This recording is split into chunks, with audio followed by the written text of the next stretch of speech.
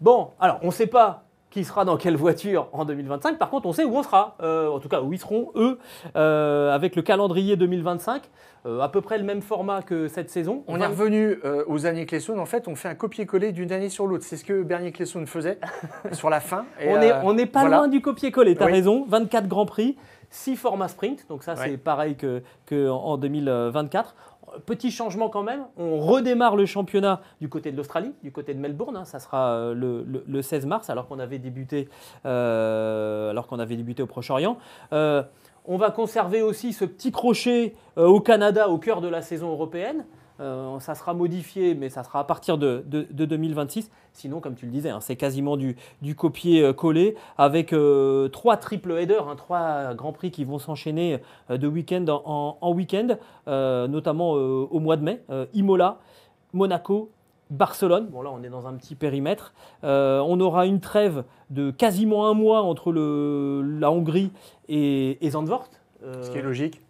Voilà, et ensuite, donc 2 triple headers pour terminer au mois d'octobre. Singapour, Austin et Mexico.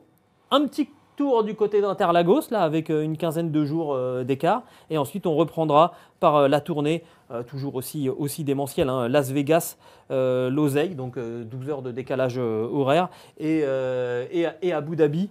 Voilà pour ce calendrier 2025. Il n'y aura pas beaucoup de changements. Par contre, il y en aura plus en 2026. Le dernier, voilà, c'est ça, d'une mouture qui était en place depuis quelques années. Je t'écoutais égrener les noms des Grands Prix, Gilles, en pensant que le dernier Grand Prix de France, c'était 2022.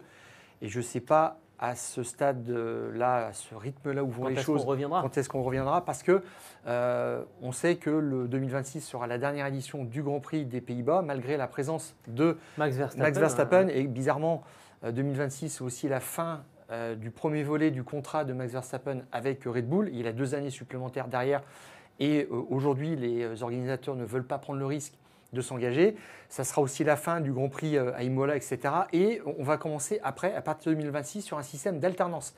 Et ça sera encore plus difficile de retrouver une place à plein temps tous les ans au calendrier.